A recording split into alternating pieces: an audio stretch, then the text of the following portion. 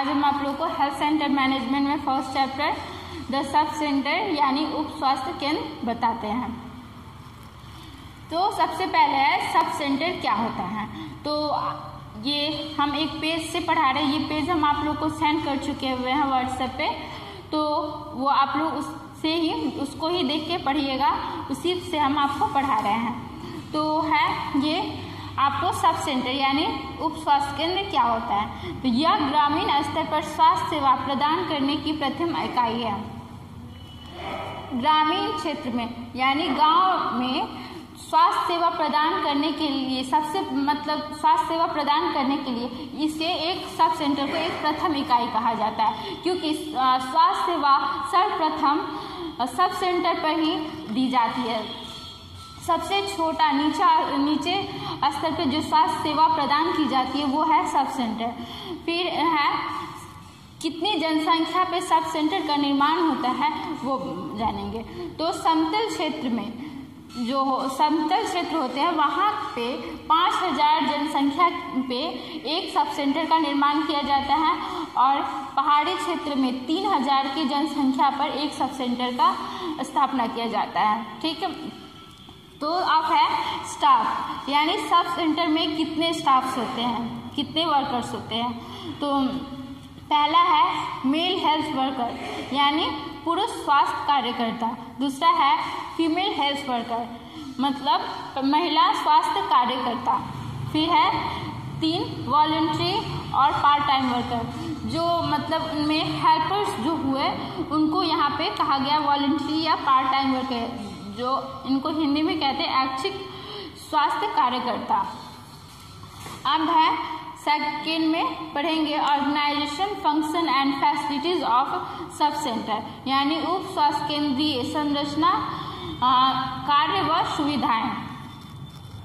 तो मतलब उप स्वास्थ्य केंद्र की संरचना कैसे हुई थी, उनका कार्य क्या है, ये सब के बारे में हम जानेंगे। तो भारत में ग्रामीण स्तर पर स्वास्थ्य स्तर में सुधार के लिए नेशनल रूरल हेल्थ मिशन, ठीक है, ये एक कार्यक्रम है वो चलाया गया था आपको। तो देश के विकास हेतु बनाई गई राष्ट्रीय जनसंख्या नीति 2002 और एनआरएचएम का मतलब नेशनल रूरल हेल्थ मिशन के अंतर्गत जनता के स्वास्थ्य स्तर में सुधार के लिए निम्नलिखित स्तर पर स्वास्थ्य सुधार सेवाएं दी गई। अब बहुत इंडिया का पॉपुलेशन भी बहुत ज़्यादा है, तो हर लोगों को उचित तरीके से स्वास्थ्य सेवा प्रदान की जाए, इसके लिए 2001 में आपको जनसंख्या बहुत ज़्यादा था, तो वही 2002 में जनसंख्या नीति और फिर एनआरएचएम के अंतर्गत मतलब सारे जनता को सभी लोगों को स्वास्थ्य सेवाएं अच्छी तरीके से दी जाए, इसके लिए बहुत सारे स्तर पर स्वास्थ्य सेवाएं दी जाने शुरू की गई। पहला है ग्रामीण स्तर पर।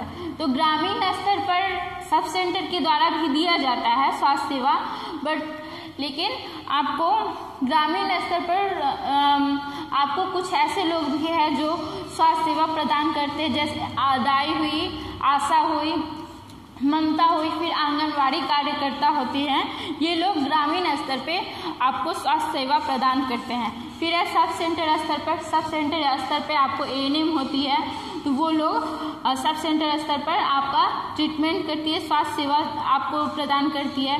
फिर है प्राथमिक स्वास्थ्य केंद्र पर, स्वास्थ्य केंद्र के स्तर पर। तो प्राथमिक स्वास्थ्य केंद्र यानी प्राइमरी हेल्थ सेंटर, इसके बारे में आप लोग फर्स्ट ईयर में पढ़े होंगे। ये सब सेंटर के बाद प्राइमरी हेल्थ सेंटर आता है, इसमें इसका हेड डॉक्टर होता है, एक डॉक्टर इसमें होता है। तो सब सेंटर के बाद प्राथमिक स्वास्थ्य केंद्र के स्तर पर भी दिया जाता है स्वास्थ्य सेवा। फिर है उसके प्राथमिक स्वास्थ्य केंद्र के ऊपर सामुदायिक स्वास्थ्य केंद्र आता है, ठीक है। और ये प्राथमिक स्वास्थ्य केंद्र, सामुदायिक स्वास्थ्य केंद्र, इन दोनों के बारे में आप फर्स्ट ईयर में कम्युनिटी हेल्थ नर्सिंग में हेल्थ ऑर्गेनाइजेशन जो है वो चैप्टर पढ़िएगा, उसमें आपको दिया हुआ है। फिर है ग्रामीण स्तर पर कैसे दिए जाते हैं स्वास्थ्य सेवा, उनके बारे में जानेंगे। गांव में प्रत्येक नागरिक को स्वास्थ्य सुविधा उपलब्ध करवाने के लिए ग्रामीण स्तर पर निम्न स्कीम चलाई गई। पहला है विलेज हेल्थ गाइड। अब गांव में उनको स्वास्थ्य के लिए कुछ गाइडेंस दिए जाते हैं, जैसे कि आंगनबाड़ी के बारे में सुने होंगे कि पोषाहार दिया जाता है। गांव के लोगों को पोषाहार आंगनबाड़ी के द्वारा, आंगनबाड़ी के जो कार्यकर्ता होते हैं वो गांव के लोगों को पोषाहार बांटते हैं। जो बच्चे आते हैं उन लोगों के लिए भी पोषाहार आता है, तो वो विलेज हेल्थ गाइड में आया। ठीक है, स्कीम हुआ आपको ग्रामीण स्तर पे। फिर स्थानीय दायित्व का प्रशिक्षण, जो एएनएम होती है वो लोग का काम होता है दाई आशा ये लोग का प्रशिक्षण करना, उन लोग को ट्रेनिंग देना। तो स्थानीय जो वहाँ की जो दाई आशा जो होती है वो लोग का प्रशिक्षण दिया जाता है, ताकि वो अपने एरिया के लोगों को उचित मतलब स्वस्थ कैसे रहें, मतलब स्वस्थ शिक्षा उचित तरीके से प्रदान करें, इसके बारे में बताई जाती है, उन्हें ट्रेनिंग दी जाती है, ताकि वो लोग गांव के लोगों को उस बारे में जानकारी दे सके। फिर है आशा का प्रावधान किया गया, मतलब कि आशा का भी काम होता है मतलब कि लोगों को स्वास्थ्य सेवा प्रदान करना। तो आशा को भी एएनएम के द्वारा ही ट्रेनिंग दी जाती है। ये 1000 की जनसंख्या में पे एक आशा को नियुक्त किया जाता है। तो ये आपको आशा को भी ट्रेनिंग दी जाती है एएनएम द्वारा, ताकि वो वहाँ के अपने क्षेत्र के लोगों को स्वास्थ्य सेवा प्रदान कर सके। फिर है आपको कुछ नोट्स है, ठीक है, जैसे कि आपको महिला जो सब सेंटर पे जो हेड होती है, सब सेंटर का हेड महिला कार्यकर्ता एएनएम होती है, ठीक है, फीमेल हेल्थ वर्कर। तो उन लोगों का भी सुपरविजन करता है, उनसे हेड वाले जो होते हैं वो सुपरविजन करते हैं, उनका निरीक्षण करने आते हैं। तो वो लोग कौन होते हैं जो उनसे एएनएम का जो सुपरविजन करने आते हैं, वो लोग कौन होते हैं? तो महिला स्वास्थ्य कार्यकर्ता तथा पुरुष स्वास्थ्य कार्यकर्ता द्वारा संपादित की जाने वाली गतिविधियों का सुपरविजन क्रमशः लेडी हेल्थ विजिटर तथा हेल्थ असिस्टेंट पुरुष द्वारा किए जाते हैं। ठीक है, लेडी हेल्थ विजिटर और हेल्थ असिस्टेंट जो जेंट्स होते हैं, पुरुष होते हैं, वो आपको पीएचसी यानी प्राइमरी हेल्थ सेंटर से होते हैं। वो लोग का वर्क जो होता है वो प्राइमरी हेल्थ सेंटर में होता है। ठीक है, उसके बाद है प्राथमिक स्वास्थ्य केंद्र पर, जो प्राथमिक स्वास्थ्य केंद्र होता है उनके अंडर में 6 सब सेंटर उनके अंतर्गत में आने वाले 6 सब सेंटर पर कार्यरत महिला व पुरुष स्वास्थ्य केंद्र का सुपरविजन करना उनका काम होता है। यानी सब सेंटर पीएचसी में जो कार्यरत जो क्या कहते हैं स्वास्थ्य कार्यकर्ता जो होते हैं, वो लोग का काम होता है अपने आसपास के 6 उप स्वास्थ्य केंद्र के महिला व पुरुष स्वास्थ्य कार्यकर्ता का सुपरविजन करना। अब जानेंगे उप स्वास्थ्य केंद्र के बारे में। तो आप पहले ही पढ़ लिए हैं कि उप स्वास्थ्य केंद्र क्या होता है और उसमें कितने स्टाफ्स होते हैं। अब उनका फंक्शन मतलब उनका कार्य क्या होता है, उनका उप स्वास्थ्य केंद्र पर कार्य क्या, कौन कौन सी सेवाएं दी जाती है वो जानेंगे। तो ग्रामीण क्षेत्रों में लोगों के स्वास्थ्य स्तर में सुधार लाने हेतु उप स्वास्थ्य केंद्र द्वारा निम्न स्वास्थ्य सेवाएं प्रदान की जाती हैं। पहला है मातृ एवं शिशु स्वास्थ्य सेवाएं। मातृ मतलब माता व शिशु स्वास्थ्य सेवाएं, तो उनमें शिशु स्वास्थ्य सेवाएं प्रदान की जाती है।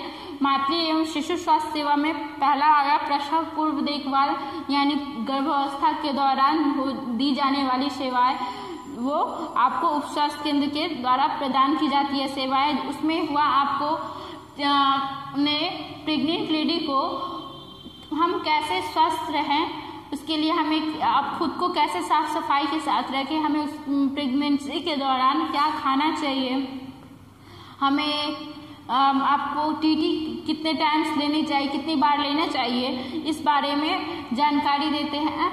और फिर उसके से हम जो आयरन एंड फॉलिक एसिड का जो गोली होता है वो कितने दिन खाना चाहिए, इस बारे में भी जानकारी दी जाती है।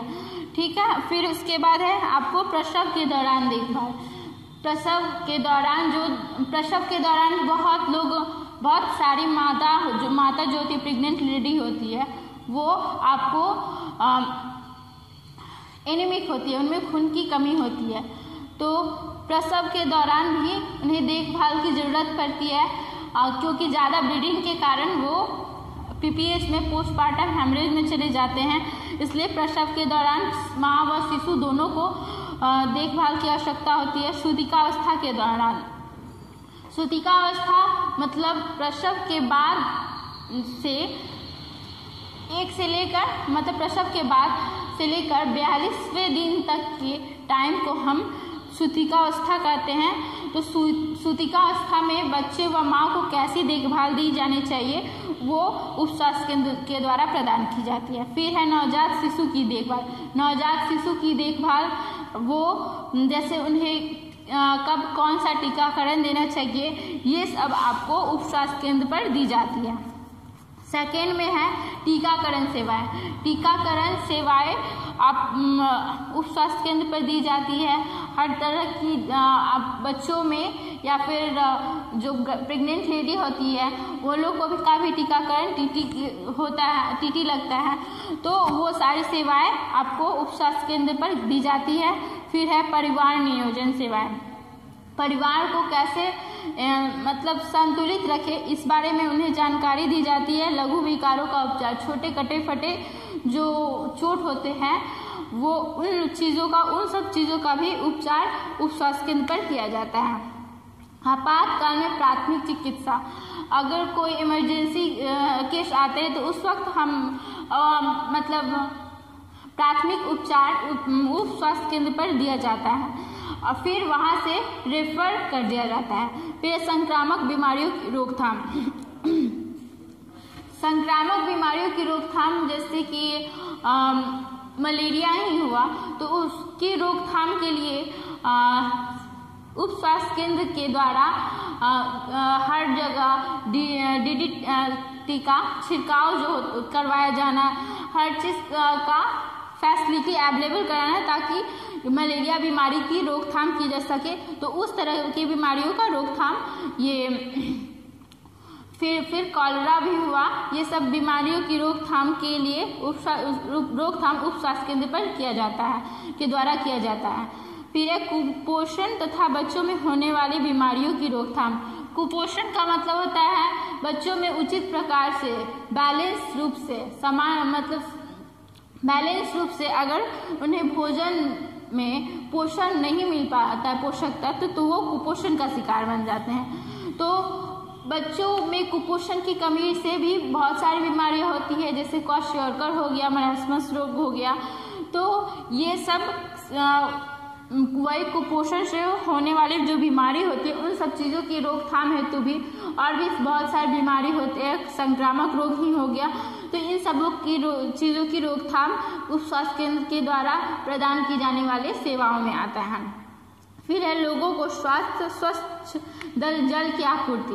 फिर है स्वास्थ्य शिक्षा। एएनएम के द्वारा आशा, दाई, ममता जो भी होते हैं आंगनबाड़ी कार्यकर्ता, इन लोगों को प्रशिक्षण देना ये आपको उपस्वास्थ्य केंद्र पर कार्यरत एएनएम का काम होता है। फिर है रेफरल सेवा। जब इमरजेंसी केस आते हैं तो उस वक्त उनको प्राथमिक उपचार कर एससी द्वारा यानी सब सेंटर उपस्वास्थ्य केंद्र के द्वारा रेफर कर दिया जाता है अपने से ऊपर वाले सेंटर पे यानी पीएचसी पे। अब इसके बाद हम आप लोगों को उपस्वास्थ्य केंद्र पर कार्यरत जो उसकी हेड होती है फीमेल हेल्थ वर्कर, उसके बारे में हम नेक्स्ट क्लास में बताएंगे।